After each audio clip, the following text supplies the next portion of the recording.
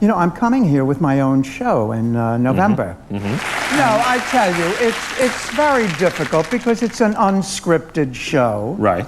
You know, so when I say I hate it, I mean it's difficult really feeling comfortable. When Bea Arthur died in 2009, the world mourned a comedy legend.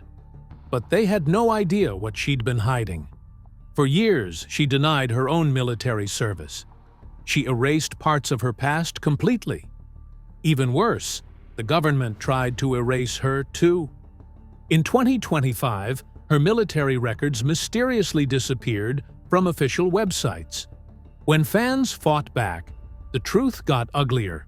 What they found wasn't just about covering up her service, it was about covering up who she really was. The real Bea Arthur was nothing like Dorothy. Bea Arthur was born as Bernice Frankel on May 13, 1922, in Brooklyn, New York. Her parents, Philip and Rebecca, were Jewish immigrants who had fled Europe hoping for a better life. But they arrived during the Great Depression, and nothing came easy. They ran a small women's clothing store and did everything they could to stay afloat. When the family's money troubles worsened, they left Brooklyn and moved to Cambridge, Maryland, hoping to restart their dressmaking business. But the move brought new problems. Cambridge was a mostly Christian town, and the Frankels were one of the few Jewish families there. Bernice was bullied terribly for her religion, but also for her height. By high school, she was nearly 5'10", and classmates didn't let her forget it. She felt like an outsider almost everywhere she went. But instead of shrinking, she fought back with sharp humor and a voice that could cut through any room. She even became known for her hilarious Mae West impressions. In the end, her classmates gave her the title of wittiest girl. That was the beginning of something powerful. She had learned how to turn pain into punchlines. Then came February 18th, 1943. Just 5 days after the Marine Corps opened its doors to women, 21-year-old Bernice signed up. It was a bold, almost shocking move. She asked to be a truck driver, even though she had probably never driven a car before. But she didn't care. She served for 2.5 years, doing everything from dispatch work to medical assistance. She moved up the ranks fast. Private first class in May, corporal in July, sergeant in December, and staff sergeant by January 1945. One of her superiors called her officious, but admitted she got things done. During service, she married a fellow Marine named Robert Allen Arthur. But the marriage didn't last long. They divorced after she contracted an STD. She kept his last name, but changed the spelling to Arthur. Later in life, she denied she ever served in the military at all. Maybe it was the pain. Maybe it was the shame. But she buried that part of her past. After she was discharged in September 1945, she decided to become an actress. In 1947, she enrolled in the dramatic workshop at the New School in New York City. It wasn't just any acting school. The man running it was Erwin Piscator, a German director who had fled the Nazis. She studied alongside names that would later become legends: Marlon Brando, Tony Curtis, Walter Matthau, Elaine Stritch. The school was booming thanks to the GI Bill, and it became one of the biggest acting hubs in America. Inside that small building on West 12th Street, future icons were learning their craft. Bea was right in the middle of it. That same year, she made her first professional appearance at the Cherry Lane Theatre in Greenwich Village. She was just 25. The theater was tiny, only 179 seats, and the pay was tiny too. She earned $15 a week. But her voice filled the room, no microphone needed. She played a role in Yerma by Federico Garcia Lorca, and even though the show only ran for 6 weeks, critics remembered her. Something about her stood out. She was taller, louder, sharper, and unforgettable. In March 1954, everything changed. Bea played Lucy Brown in The Threepenny Opera, at the Théâtre de Lys. It started as a short run, but audiences couldn't get enough. The show came back just a year later and ended up running for over 2,600 performances, 6 years straight. That made it the longest-running off-Broadway show at the time. Her weekly pay rose from $70 to $150. But she still had to hustle to survive. During the early 1950s, Bea worked multiple jobs to make ends meet. By day, she tested blood samples in a lab for just $35 a week. At night, she sang and did comedy routines at a club called the Blue Angel for about $25 a gig. When things got really tough, she worked as a truck driver's assistant moving furniture in Queens for $2 a day. None of her theater friends knew. She kept it hidden because she didn't want them to think she wasn't serious about acting. In 1950, she quietly married Gene Saks, a director she had met during acting workshops. Their marriage lasted 28 years. They adopted their first son, Matthew, in 1961, when Bea was 39. Their second son, Daniel, came in 1964. Bea was 42. At the time, adoption was rare for theater couples, and she was considered old to become a mother. But she juggled everything: rehearsals, shows, and motherhood. Saks would later direct her in Mame, the show that earned her a Tony. In 1955, she performed in a tiny show called The Shoestring Revue. The crowd was small. Tickets cost only $250. But one night, a young TV producer named Norman Lear sat in the audience. He watched Bea perform a song called Garbage, a satire about waste and consumerism. Lear never forgot her. 16 years later, when he needed someone to play the sharp, liberal cousin on All in the Family, he thought of Bea. That moment would eventually lead to Maude, one of the most groundbreaking sitcoms in history. It all started with that one night. In 1964, Bea played Yente the Matchmaker in Fiddler on the Roof on Broadway. The show ran for over 3,200 performances.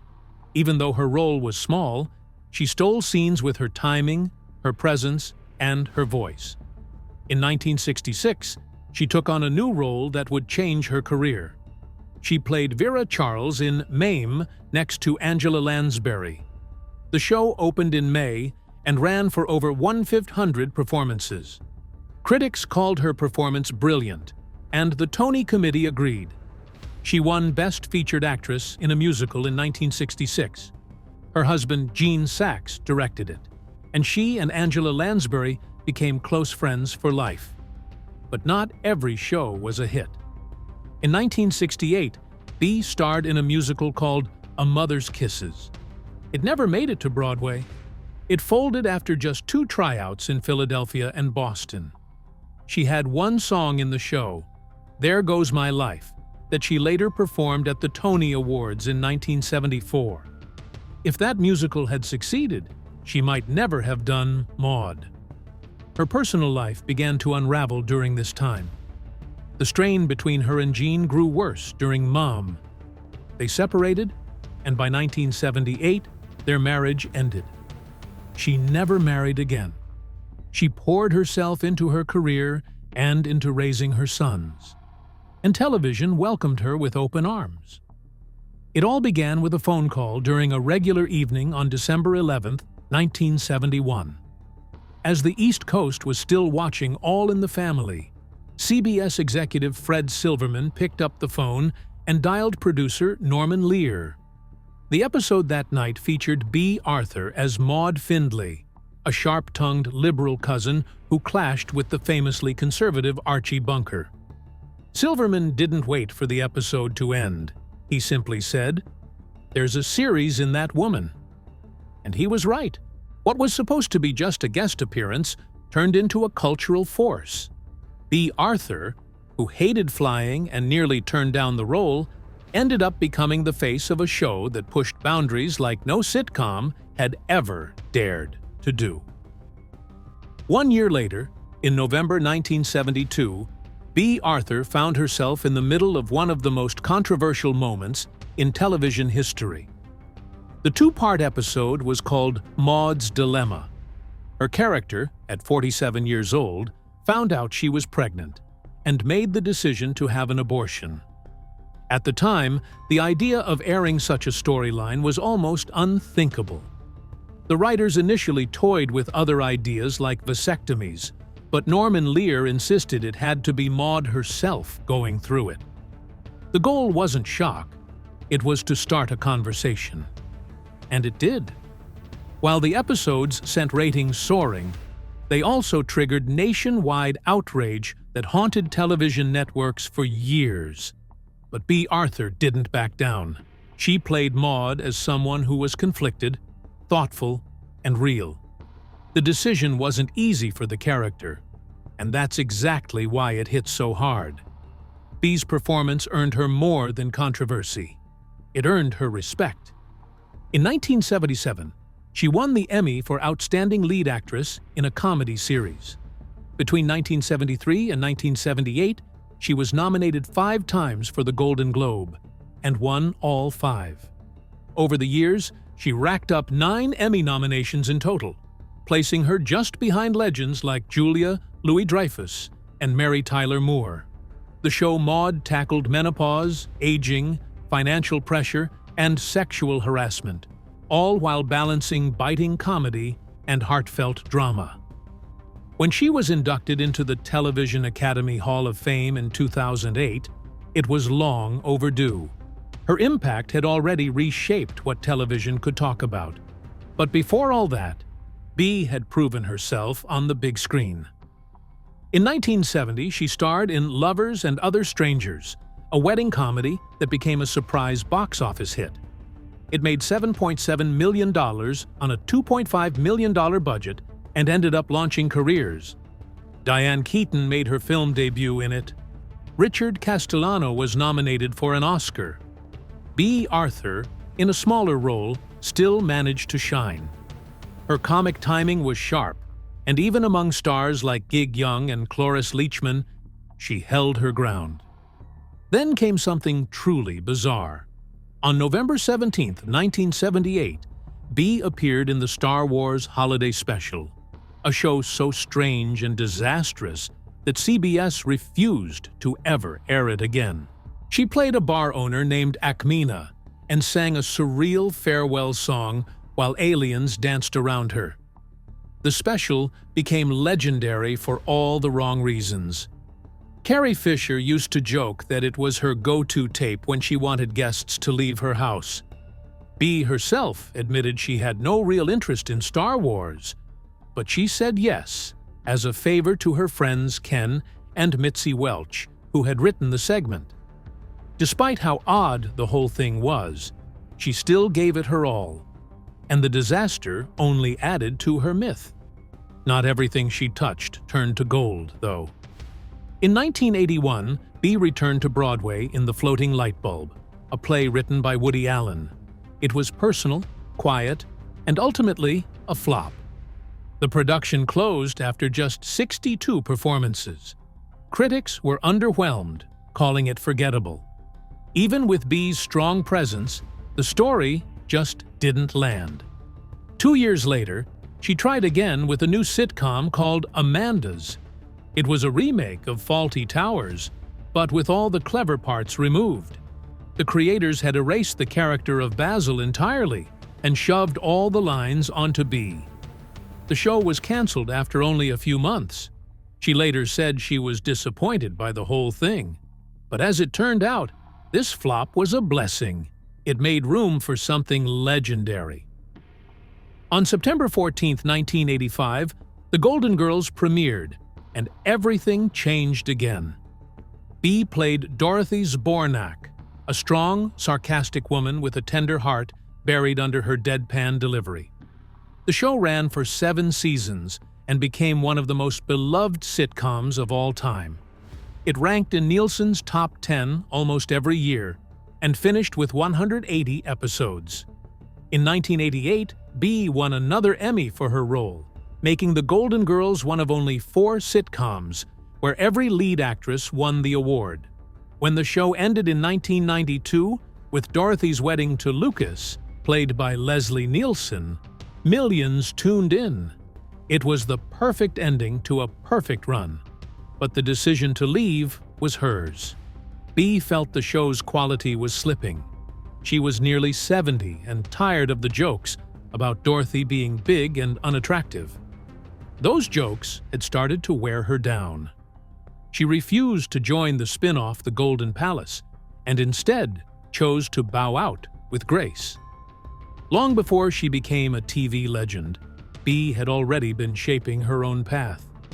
Back in 1944, while serving in the Marines, she married Robert Allen Arthur. The marriage lasted only 3 years, but the name stuck. She kept it, changed the spelling, and turned it into her stage identity.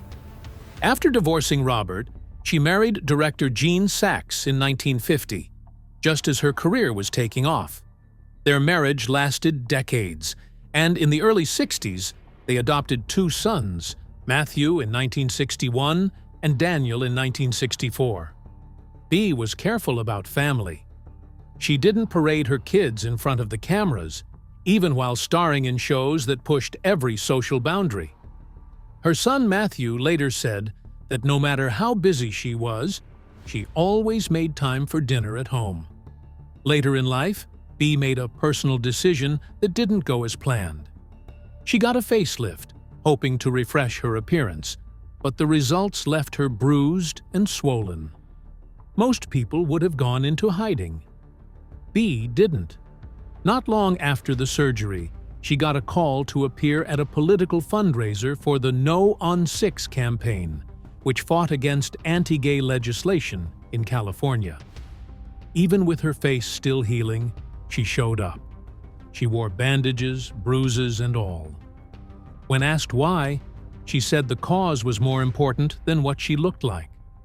That moment said more about her than any award ever could.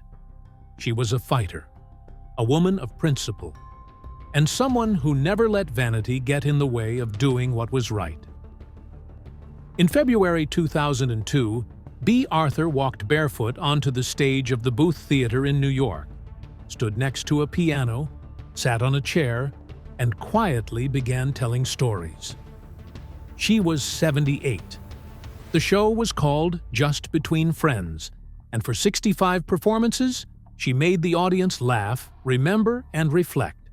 There were no big lights or dancers, just Bea, her pianist Billy Goldenberg, and a voice that somehow felt like both thunder and velvet. Before Broadway, she had taken this show to 26 cities across the country. It became a love letter to the life she had lived, filled with songs and stories from her long career. Some people paid $50, others paid $65, but everyone left with the same feeling, that Bea Arthur still had something to say. That same year, her performance earned her a Tony nomination. A live recording from a 2001 show in West Palm Beach was released soon after, capturing a final moment of magic. Behind the stage lights and applause, Bea had started using her fame for more than storytelling. As the years passed, she quietly became a powerful voice for causes close to her heart. She believed in justice, equality, and speaking up for the ones who couldn't. Her political stance was never hidden. From her bold character as Maud Findlay to her presence at progressive fundraisers, she stood firm. The details of her work with AIDS research weren't always splashed across newspapers, but people around her knew how serious she was about it. And those who needed help, especially those on the margins, knew that Bea Arthur was on their side. In 2005, when she was 83, Bea returned to television one last time. This time it was a guest role on Malcolm in the Middle, where she played a strict babysitter with the same dry, piercing humor that had made her a legend. She didn't need much screen time. Just her presence was enough to remind people why she had become one of TV's most unforgettable faces. It was the final chapter in a television journey that had started way back in the early 1970s, with All in the Family. But once the lights dimmed and retirement settled in, Bea struggled with something she rarely talked about: loneliness. depression. The quiet sadness that often follows people when the applause fades and the routines stop. She had built her entire identity around work, and when it ended, the silence felt heavier than expected.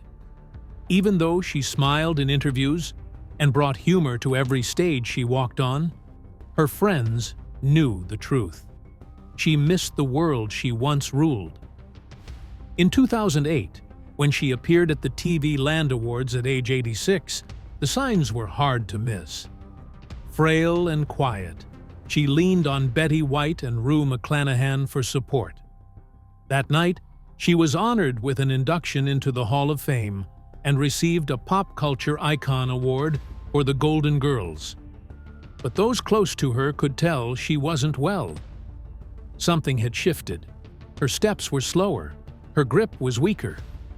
Then came the news no one expected. In early 2009, Bea was diagnosed with lung cancer. She told almost no one. Even in her final days, she protected her privacy fiercely. She stayed in her Los Angeles home, kept mostly to herself, and relied on a morphine drip for the pain. Her last words, whispered quietly, were filled with sadness. "I don't want people to see me this way." On April 25, 2009, at the age of 86, she died peacefully, surrounded by her two sons, Matthew and Daniel. There was no funeral, no ceremony, just ashes scattered at sea, exactly how she wanted. On April 28th, Broadway dimmed its lights at 8 p.m. to honor her.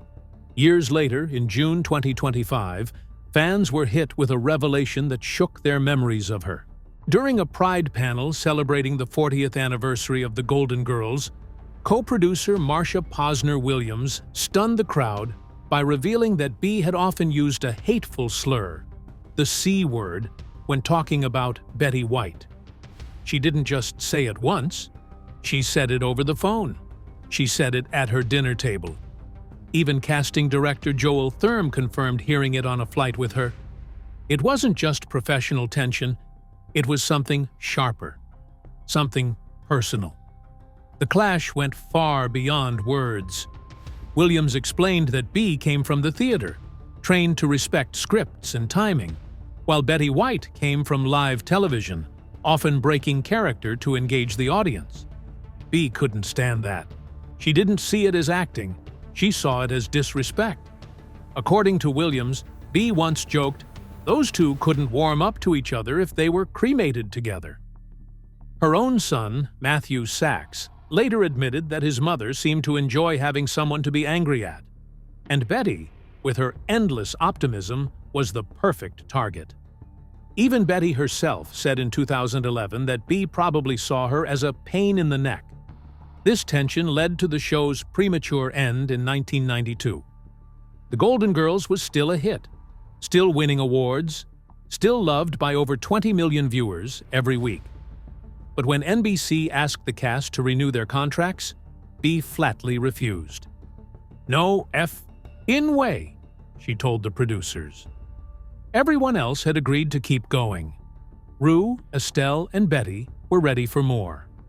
But Bea walked away, and just like that, one of the greatest sitcoms in TV history was over. It wasn't burnout, it wasn't money, it was Betty White. Still, in their final years, something seemed to soften. Script supervisor Isabel O'Mero remembered the two women walking arm in arm after tapings. They may not have been close friends, but they worked like professionals. And when Bea passed in 2009, Betty White's words were filled with grace. "How lucky I was to know her." Maybe it was reconciliation, maybe it was just respect. But either way, the show had remained untouched by the feud. That illusion shattered in 2025 when the details became public. Fans were split. Some wished the truth had never come out. Others felt they finally understood the tension they'd always sensed. Marsha Williams defended sharing the truth, saying it had been an open secret among the crew for decades. Suddenly, The Golden Girls wasn't just a show about friendship. It was a show built on brilliant performances hiding very real resentment. Then came another shock. In March 2025, Bea Arthur's military service record, once proudly displayed on the Department of Defense website, vanished. It wasn't a glitch. It was part of a broader purge of diversity and inclusion records. Bea had enlisted as Bernice Frankel on February 18, 1943, just 5 days after women were allowed to join the Marines. She worked as a typist in Washington, D.C., trained as a truck driver, and rose to the rank of staff sergeant before being honorably discharged in September 1945. For a long time, that page told the world what she had done. Then, it disappeared. Within days, outrage flooded social media. The deletion gathered over 900,000 views. Finally, on March 25th, the DoD quietly put the page back online, hoping no one would notice. But Bea's legacy couldn't be erased. Not by politics, not by time. Her will revealed a heart that had never stopped giving. She left $300,000 to the Ali Forney Center, the country's largest shelter for homeless LGBTQ+ youth. That money kept the organization alive through the 2008 recession and funded the opening of the Bea Arthur residence in February 2017. She also gave $25,000 to the AIDS Services Foundation of Orange County. Even after death, she was helping others. Co-founder Ken Gilson put it simply, "After all these years, she's still doing wonderful things." Bea Arthur wasn't just Maude. She wasn't just Dorothy. She wasn't just the woman who made us laugh. She was a complicated, passionate, deeply private person who loved hard, held grudges longer than most, and fought for the things she believed in until the very end. Behind the glare of the spotlight was a woman who never stopped trying to make the world a little better, even if it meant doing it barefoot on a stage or silently from behind closed doors.